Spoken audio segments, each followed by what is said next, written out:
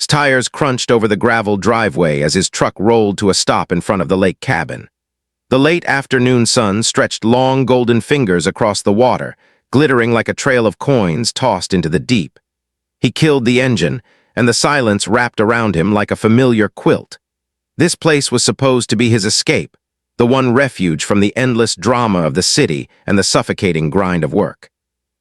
But today wasn't a normal visit. He hadn't driven 3 hours to fish or nap on the porch. No, today carried weight. Inside his duffel bag was a neat folder, carefully organized and double-checked. At 6:00 sharp, he was scheduled to meet someone here, someone who could change the balance of power in the community forever. Allowed himself a small, satisfied smile. After years of harassment from the HOA, tonight's meeting could finally turn the tide. He stepped out of the truck, inhaling the crisp air laced with pine resin and the faint tang of lake water. The cabin looked the same as always: sturdy, weathered cedar boards, a wide porch with creaking steps, and his small dock stretching out into the water like a finger pointing to freedom. Nothing had changed, or so he thought. A sound disrupted the stillness. Click, click, click. The unmistakable staccato of high heels striking wood echoed across the porch, froze mid-step. Nobody was supposed to be here. He hadn't told the neighbors, and he was certain his guest wouldn't arrive this early. Slowly, cautiously, he shifted his gaze toward the cabin. And there she was. Coincidental. The HOA president herself stood at the top of the porch steps, arms folded, clipboard pressed tight against her chest like it was some kind of shield. Her expression was carved in stone, a permanent scowl sharpened by years of petty authority. The sinking feeling in his gut wasn't surprise. He had half expected her to show up eventually. What unsettled him was how she was already here, waiting, as though she had sniffed out his plan before it even began. "You're late," Corinne snapped, as if she owned the place. Blinked, "Excuse me. You were supposed to file your dock renewal forms last week." She descended the steps with deliberate precision, each heel strike punctuating her disapproval. "Instead, you thought you could just sneak out here and pretend the rules don't apply to you." Held his tongue. He knew her game. Corinne didn't visit homes to enforce rules. She staged ambushes, hopping to rattle people into mistakes. And while most residents bent under her glare, wasn't most residents. Not anymore. Still, unease prickled along the back of his neck. She wasn't supposed to know about this visit. Had someone tipped her off? Or worse, had she been watching his cabin? "I don't recall inviting you here," said finally, forcing calm into his tone. Corinne smirked, the kind of smirk that dared you to challenge her. "Oh, I don't need an invitation. As HOA president, I have authority over every property within this association's jurisdiction. If I see a violation, I act." She tapped the clipboard as if it were a judge's gavel. "And believe me, I see plenty." The sun dipped lower, throwing her figure into shadow. For a moment, his porch felt less like the entrance to his retreat and more like the stage of an interrogation room. He fought back the urge to laugh. If only she knew. In less than an hour, this cabin would become the backdrop for a conversation that might unravel her little empire thread by thread, but revealing that too soon would ruin the surprise. So simply smiled. "Well then, Corinne," he said, adjusting the strap of his duffel bag, "why don't you come inside, since you're so eager to talk?" Corinne's eyes narrowed. Suspicion flickered across her face, but her ego shoved it aside. She brushed past him without hesitation, heels clicking across the porch, and pushed the door open like she owned the hinges. Inside, the air was warm, lit by the low glow of a single lamp. And sitting quietly at the dining table, half hidden in shadow, was the man Corinne had not yet noticed. Closed the door behind them, his expression unreadable. The storm had arrived. Corinne marched into the cabin like a storm breaking glass. Her heels clacked across the wooden floorboards, echoing louder than the creak of the old beams. She didn't hesitate, didn't pause to knock, didn't even glance at for permission. She was a force of entitlement wrapped in perfume so sharp it cut through the natural pine of the cabin's air. "You've let this place go to ruin," she declared, scanning the room as though she were a federal inspector conducting a raid. "Cobwebs in the corners, clutter on the shelves, and..." She paused dramatically, nose wrinkling. Is that an unregistered wood-burning stove? Because if it is, you're in for a world of trouble. Set his duffel bag down slowly, deliberately. His every move was measured. He couldn't risk giving her the satisfaction of seeing him rattled. He had dealt with Corinne before, countless times, but never with so much at stake. Tonight wasn't just another HOA ambush.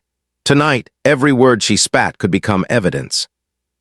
"Corinne," he said evenly, "this is my cabin, my private property. You don't get to storm in here and—" "I absolutely do," she interrupted, jabbing her clipboard into the air like a sword. "HOA Article 7, Section B, I can enter any property within this association if there's suspicion of noncompliance. And trust me, I have suspicion." Her voice rose with each sentence until she was nearly shouting, her words bouncing against the wooden walls. For a moment, considered the irony, she always claimed the HOA protected peaceful community standards. Yet no one could disrupt peace like Corinne herself. "You think you're clever," she continued, striding into the living room and scribbling notes furiously. "Dock too long, curtains wrong shade of beige. Do you think I wouldn't notice you replaced your porch light with one that isn't HOA approved? That's 3 violations right there. You'll be fined heavily, heavily." Leaned against the doorframe, arms crossed, watching her unravel with a calm she mistook for indifference. He knew her rhythm. Corinne thrived on confrontation. The more you resisted, the louder she became. The trick was to let her believe she was in control. "Find me if you must," he said coolly. "I'm sure it'll hold up." That single sentence set her off like gasoline on fire. "Of course it will hold up," she snapped. "I am the board, I am the rules. Without me, this place would fall into chaos. Trash cans left out, grass too tall, Christmas lights left hanging in June. I don't just enforce order, I am order." Her words were sharp, manic, desperate. Pulse quickened, not from fear, but from the delicious irony of the moment. He didn't have to trap her, she was trapping herself. And all the while, she remained oblivious to the man at the dining table. The guest sat motionless in the shadows, his coffee steaming gently as he observed. His silence was deliberate, calculated. To Corinne, he might as well have been a lamp, an invisible object in the room not worth acknowledging. His presence was the entire reason this night mattered. Corinne scribbled another furious note and spun on her heel, facing with a glare sharp enough to cut glass. "You're done here," she said. "Mark my words, you can fight me, but the HOA always wins. Always, do you understand me?" Tilted his head. "I hear you loud and clear." "Good," Corinne said, satisfied, mistaking his restraint for submission. "Because if you thought you could keep breaking rules, you're in for the fight of your life. The fines alone will bankrupt you. And when you can't pay, we'll put a lien on this cabin. It'll be mine before summer ends." She smiled then, a cruel, self-assured grin. The kind of smile people wear when they believe they're untouchable. Almost laughed, if only she knew. Instead, he let silence hang heavy in the room. Corinne thrived on noise, on control, on the sound of her own voice. The absence of reaction unsettled her more than any argument could. She shifted uncomfortably, clutching her clipboard like a lifeline. Only then did she finally notice the faint scrape of a chair against the floor. Her eyes darted toward the dining table, narrowing as she caught sight of the man in the shadows. He was calm, poised, his gaze fixed directly on her. "And who exactly," she demanded, voice dripping with suspicion, "is this?" The man didn't answer. He simply raised his coffee cup, took a slow sip, and set it back down with deliberate care. The sound of porcelain against wood echoed louder than any words could. His lips curved into the faintest smile. "He's here," said softly, "to listen." Corinne's brows knitted in confusion. She opened her mouth to retort, but for the first time in years, the words didn't come easily. Something about the man's silence unsettled her in a way never could. The storm had only just begun. For a long moment, the only sound inside the cabin was the faint ticking of the old clock on the wall and the low hum of cicadas outside. Corinne's eyes locked on the man at the table, her expression tightening into the same pinched suspicion she reserved for residents who dared paint their fences the wrong shade of brown. He sat with the ease of someone completely unbothered by confrontation. His shoulders were relaxed, his posture straight. He didn't fidget, didn't glance away. He simply observed, calm, steady, and deliberate. Karen didn't like it, not one bit. "And you are?" she demanded, her voice sharp, laced with the assumption that whoever he was, he had no right to be here. "Because unless you're an HOA-approved inspector, you shouldn't be in this cabin during a compliance check." The man didn't answer. He lifted his coffee cup again, took a slow sip, and set it down with the same precision as before. The faint clink of porcelain against wood seemed to echo like a gavel striking. Karen shifted her weight, caught off guard by the silence. She wasn't used to being ignored. Most people stammered or argued when confronted by her authority. This man's quiet presence felt like a challenge she couldn't quite decipher. Leaned casually against the counter, watching the exchange with the patience of someone who had been waiting for this moment for a very long time. He didn't intervene. He didn't need to. Every word Karen said was rope she was tying around her own neck. Karen jabbed her clipboard toward the man. "If you're staying here, then you're subject to the rules as well. No exceptions. And let me tell you, guests are not permitted overnight without prior registration. Did even bother to register you?" The man's lips curled into the faintest suggestion of a smile. He didn't speak. Karen scoffed. "I'll take that as a no. Typical. You residents think you can just ignore protocol and then I'm left to clean up the mess. Well, let me be clear. Violations apply to everyone, even you." She scribbled furiously on her clipboard, her pen scratching across paper like claws.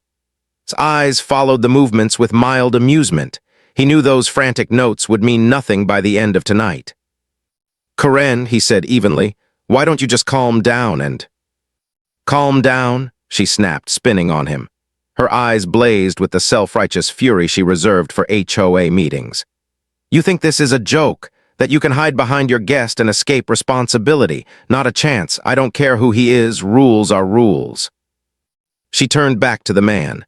"So I'll ask one more time, who are you and why are you here?" The man leaned back in his chair, folding his hands neatly on the table.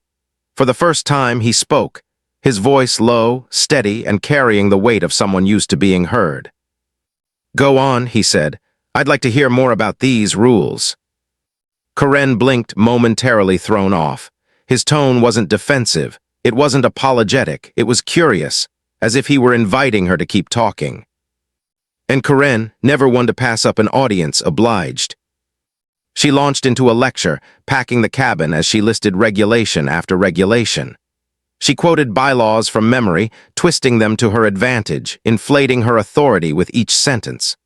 Her voice rose with every word, a crescendo of arrogance filling the room.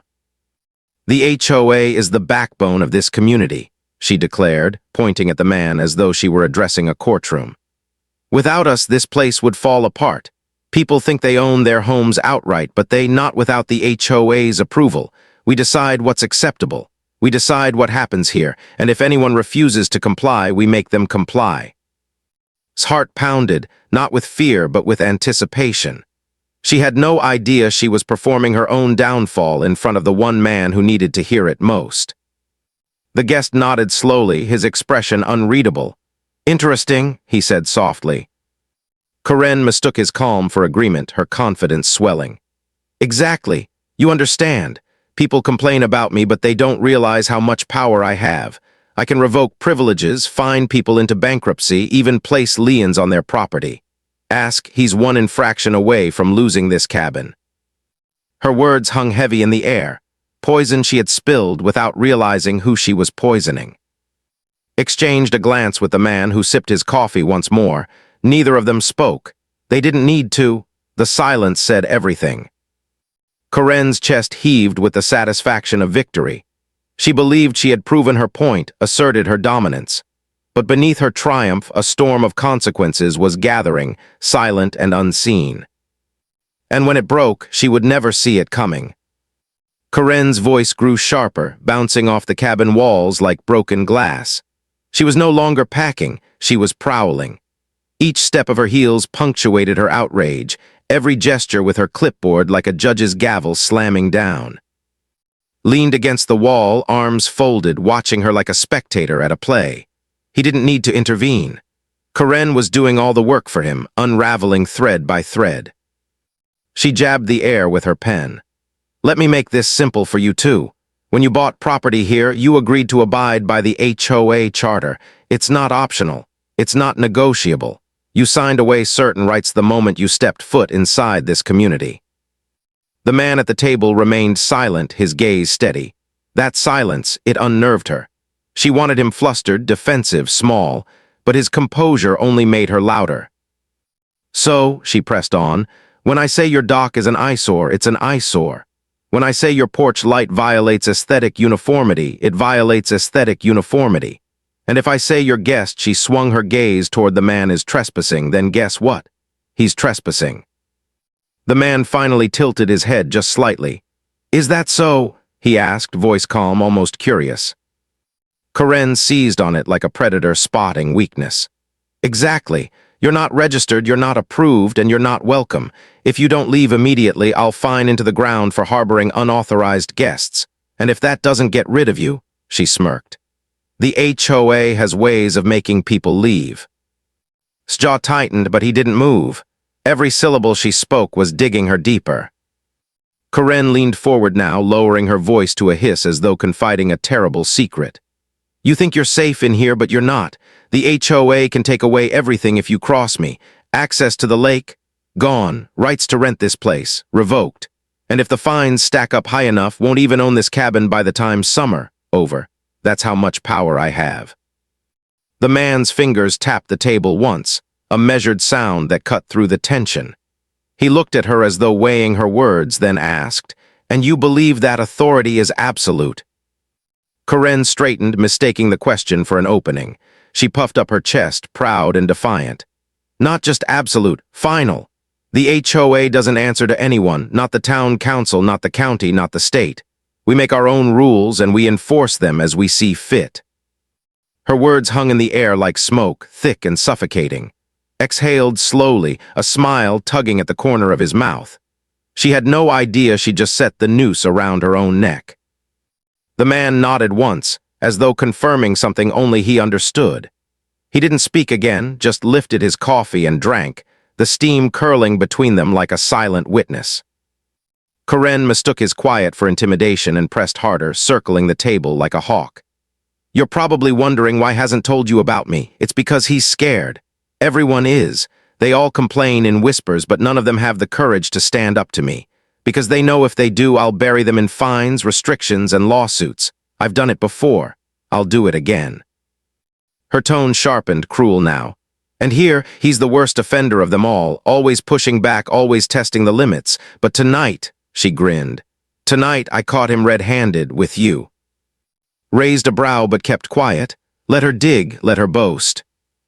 Karen planted both hands on the table, leaning in close to the man's face.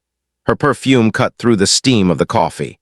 So here's what's going to happen. You're going to leave, going to pay, and I'm going to make sure this cabin never hosts another meeting like this again. Do I make myself clear? For the first time, the man's eyes hardened. He didn't flinch, didn't move back.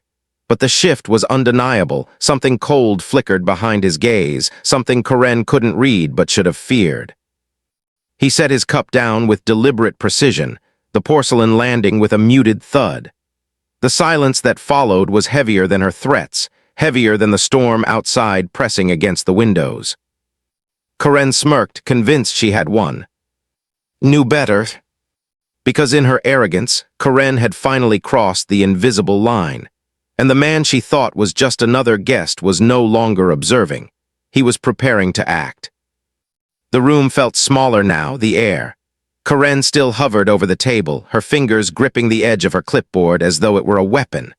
But the man across from her didn't move, didn't cower. His stillness was unnerving, an immovable weight in the middle of her storm. Nothing to say? Karen pressed, her smirk widening. I thought so. You people always bark about rights and freedoms until you realize how powerless you really are. Then suddenly it's silence. Shifted slightly, arms folded across his chest. His lips twitched at the corner, not amusement, not anger, but anticipation. He'd seen this pattern before, Karen building herself into a frenzy, convinced she was invincible, blind to the cracks forming beneath her feet.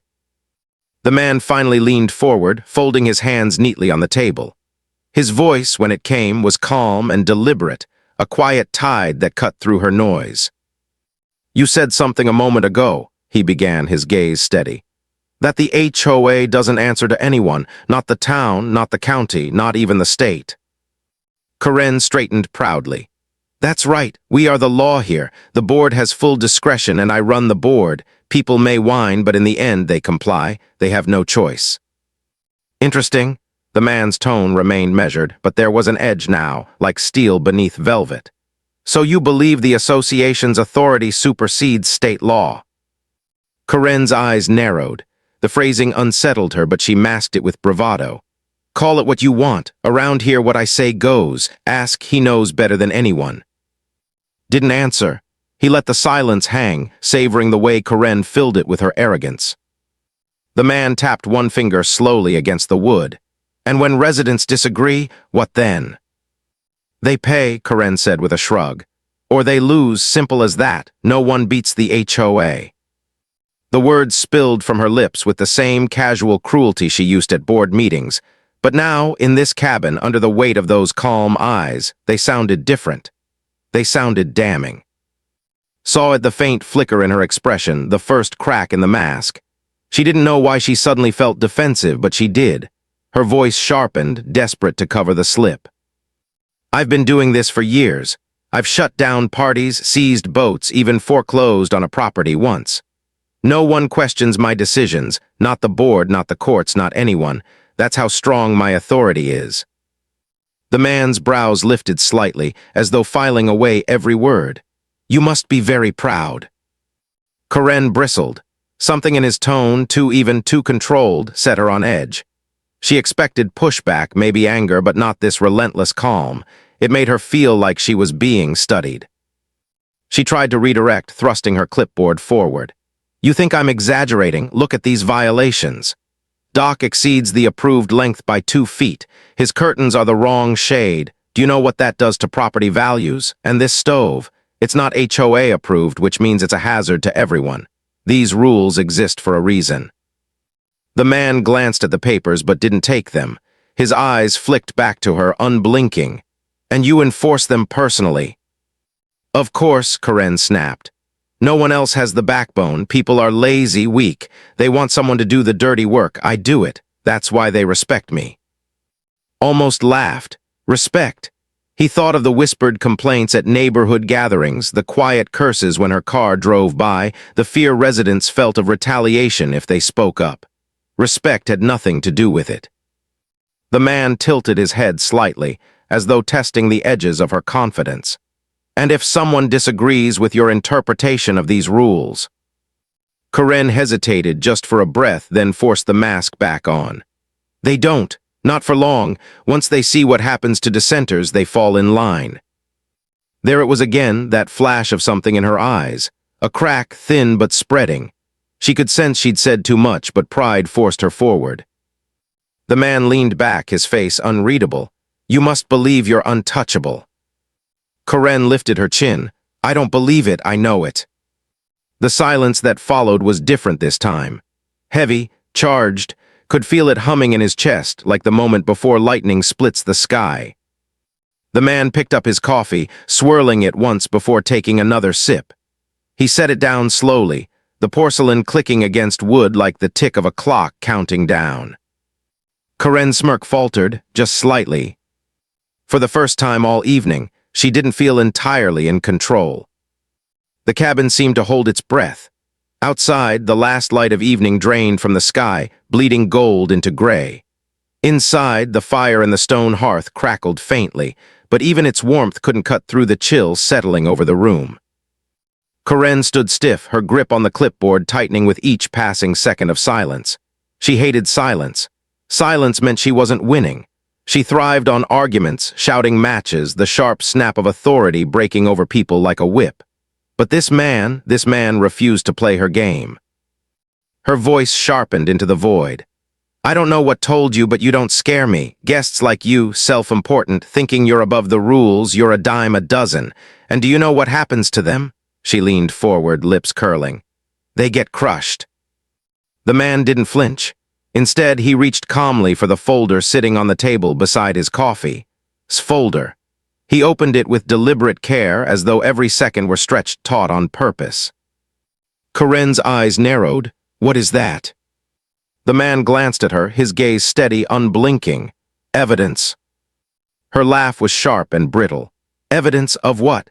Violations. You think keeping notes will save him. The HOA doesn't need evidence. My word is enough.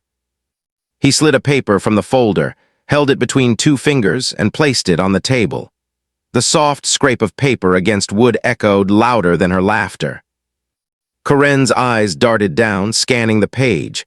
Her smirk faltered. The document bore a seal she recognized, one she couldn't ignore, no matter how much bravado she summoned. Her mouth went dry. Where did you get that? The man's tone was calm, steady, but this time it carried weight, undeniable, immovable. From the state. Corinne swallowed, her bravado wobbling. She tried to laugh again, but the sound caught in her throat. So what? Anyone can print seals, this doesn't mean. The man closed the folder, and finally spoke the words that shattered the air like glass. My name, he said, his voice low and deliberate, is Daniel Reeves, State Attorney General. The clipboard slipped from Corinne's hands and clattered against the wooden floor. The sound rang out, sharp and final, like the slam of a courtroom gavel. Her face drained of color, all the blood rushing out at once. She opened her mouth, but no words came. The woman who had built her reign on endless speeches, endless tirades, was suddenly speechless. Exhaled slowly, the smile he'd been holding back finally breaking across his face. He watched the realization flicker in Corinne's eyes, the way her posture faltered as the truth dug in. The Attorney General leaned back in his chair, folding his hands. His calm was no longer passive, it was authority, unshakable. I've received complaints about your conduct, dozens. Tonight I came here to hear it for myself, and you've been generous enough to provide me with all the testimony I could ask for. Corinne shook her head violently, her voice cracking when it finally returned. And no, you don't understand. They exaggerate, they twist things. I was just threatening to bankrupt your own residence. Daniel's voice cut her off like a blade. Just claiming your authority supersedes state law, just admitting to using liens and fines to intimidate homeowners into silence. Each word struck her like a hammer. She stumbled back a step, her heels catching against the rug. For the first time, she looked small inside the cabin, her confidence crumbling into dust. Crossed his arms, savoring the moment. He had dreamed of this, seeing Corinne confronted, exposed, powerless. And now it was real. Corinne tried one last time, her voice shrill. This isn't fair. You can't just take their side. I was keeping order, protecting property values. That's my job. Daniel rose slowly from his chair. His presence seemed to fill the room, towering without raising his voice. Your job is to uphold the law, not invent your own.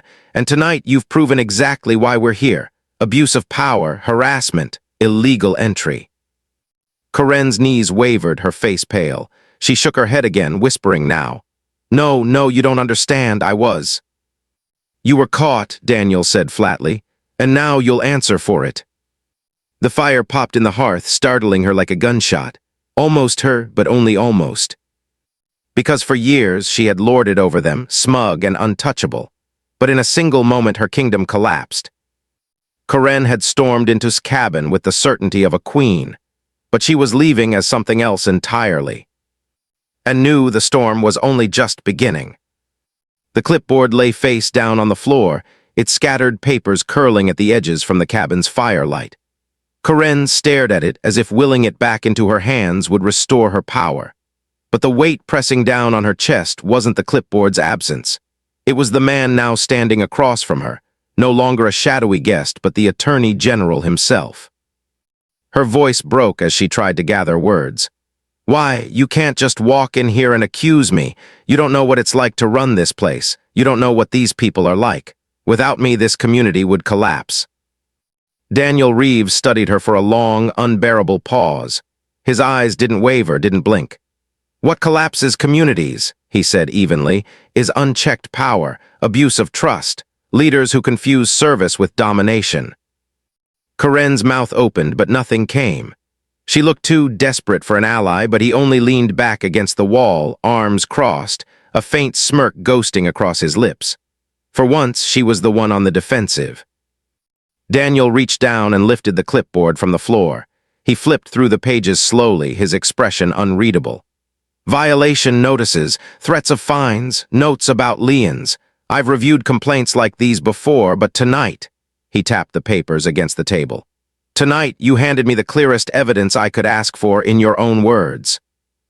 Karen's knees wobbled. No, those aren't threats, they're enforcement. The homeowners signed agreements. And those agreements, Daniel cut in sharply, are subject to state law, not your interpretation, not your whims, and certainly not your ego. The fire popped in the hearth, echoing like applause. Couldn't hide his grin now. For years, he'd endured Karen's ambushes, her smug letters, her threats whispered in meetings. He wondered if justice would ever catch up to her, and here it was, unfolding before his very eyes. Karen tried again, voice trembling but stubborn. You don't understand. I was protecting property values. If I let one dock get too long, the lake looks sloppy. If I allow one curtain to be the wrong color, the whole community loses its charm. People want uniformity. I was doing them a favor. Daniel's gaze hardened. A favor doesn't leave families afraid to speak. A favor doesn't drive neighbors into financial ruin. A favor doesn't break into a man's cabin without permission. Karen flinched as though struck. The accusation hung in the air, undeniable. Daniel placed the clipboard back on the table with careful precision. The residents filed complaints. Tonight you confirmed every one of them. Harassment, overreach, abuse of authority, and now we'll investigate every action you've taken as HOA president. The words landed like stones. Karen staggered back, her hand groping blindly for the wall. Investigate? No, you can't. You'll ruin me. You ruined yourself, Daniel said flatly. Her breathing quickened, shallow and erratic. The walls of the cabin seemed to close in, her empire shrinking to nothing under the weight of his gaze. Please, she whispered, desperation leaking through the cracks. I was just trying to keep control. You don't know what they're like, these homeowners. They fight me, they resist, they... Daniel raised a hand, silencing her instantly. His voice was calm, almost gentle now, but it carried the finality of a judge's gavel. Your reign is over, Karen. From this moment, you no longer hold authority over this community. You will step down while this investigation proceeds. The words drained the last of her strength. She sank into a chair, the clipboard slipping from her lap again. For the first time, she looked small, fragile, even human. Inhaled deeply, savoring the air that suddenly felt lighter, freer. The storm that had shadowed his cabin for years was breaking apart. But Daniel wasn't done. He leaned forward, his eyes narrowing. You should know, Karen, your actions may not only cost you your position. Depending on what we uncover, they may carry civil and criminal consequences. This doesn't end tonight. Tonight is only the beginning. Her head jerked up, eyes wide with panic. Criminal? No, I didn't mean. You meant every word, Daniel said coldly. We all heard you. The silence that followed was suffocating. Karen's breath hitched in shallow gasps. The fire hissed, spitting sparks. Smile faded into a look of grim satisfaction. Judgment had been passed. But as Daniel gathered his folder and turned to with a nod, the faintest sound rose from the porch outside. Tires crunching on gravel, a car engine cutting off. Karen's eyes flicked toward the sound, a spark of something unreadable returning to her face. Frowned, Daniel's posture stiffened. Because judgment might have been delivered, but the night wasn't over. The headlights washed across the cabin windows before cutting to black. Tires crunched against gravel, the sound sharp in the stillness. His heart skipped a beat. No one else was supposed to come, not tonight.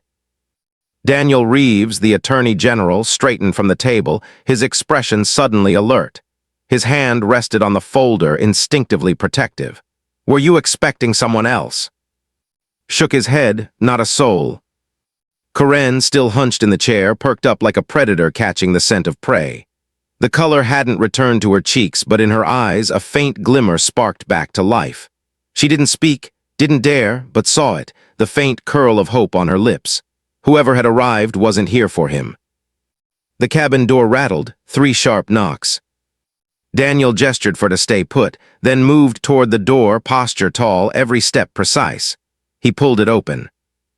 A man stood there, tall, dressed in a dark coat. His face was serious, unreadable. His gaze shifted past Daniel almost immediately, locking on Karen.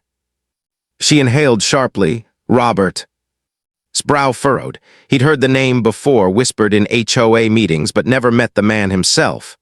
Robert, Karen's lawyer. No more than that, her fixer. The man who cleaned up the messes no one else could.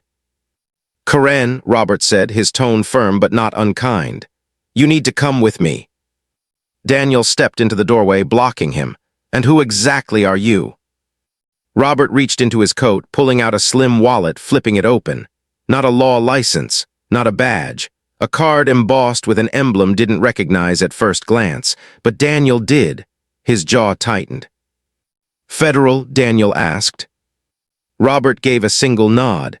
Department of Housing Oversight. The room tilted. His grip on the back of the chair tightened. This wasn't a coincidence. Karen hadn't called him, she hadn't had the chance, which meant. Robert turned his attention back to Karen. We've been monitoring your association for months. Tonight confirms what we needed. It's over. Karen blinked rapidly, confusion and panic warring in her face. Wait, you're not here to help me. Robert's expression didn't change. Help you? Karen, I'm here to take you into custody. Her mouth fell open. She pushed back from the table so fast her chair toppled, clattering against the floorboards. No, this is wrong. You don't understand. I was protecting the community. I was the only one who cared. Daniel crossed his arms, his voice calm but cutting. Looks like you were on more radars than just mine. Karen stumbled backward, her hands raised as though warding them off. Please, you can't. You don't know what they'll do without me. This place will fall apart. The property values, the regulations, Her voice cracked, the words spilling into incoherence. For the first time, saw the truth. Beneath the bluster, the fines, the threats, Karen wasn't a queen. She was terrified of irrelevance. Robert stepped forward, calm but immovable. Karen, you're under investigation for abuse of authority, fraudulent liens, and misappropriation of community funds. The words echoed through the cabin like a verdict carved in stone. Karen's face crumpled. She swayed on her feet, then collapsed to her knees. The firelight flickered over her features, casting her shadow against the wall, a shadow that looked nothing like a ruler, only like a woman finally cornered. Should have felt pity, but instead what he felt was release. The storm was ending. Robert signaled to someone outside. Another figure appeared in the doorway, an agent, silent and efficient. Together, they guided Karen to her feet, ignoring her protests, her wild insistence that they'd regret this. As they led her out, Karen twisted, her eyes locking on, her voice, shrill and desperate, cut through the night. You think you've won? You haven't. You don't know what's coming. You don't know who else is watching. The door slammed behind her, silencing her words, leaving only the crackle of the fire. For a long moment the cabin was still. Daniel exhaled, slow and deliberate, then looked at. Well, he said dryly, that escalated. Let out a shaky laugh, half relief, half disbelief. I was just hoping for a quiet weekend. Daniel gathered the folder, tucking it under his arm. Quiet won't come easy, but tonight at least you've got your freedom back. They exchanged a look, respectful, wary, but united. Outside, the sound of car doors slamming carried into the night. Engines roared to life. Gravel sprayed as the vehicles rolled away, carrying Karen toward whatever fate awaited her. Stepped onto the porch, the cool night air biting his skin. The lake shimmered under the moonlight, still, serene, as though it had been waiting for this moment too. But Karen's last words lingered in his ears, clinging like smoke. You don't know who else is watching. He glanced at Daniel. Do you think she was bluffing? Daniel's eyes stayed fixed on the dark tree line beyond the lake. Maybe, or maybe the storm isn't over. The fire crackled inside the cabin. The night stretched out quiet and vast. And somewhere deep in the shadows beyond the water, a light flickered once like a signal, then vanished. The storm had passed, but the war might only just be beginning.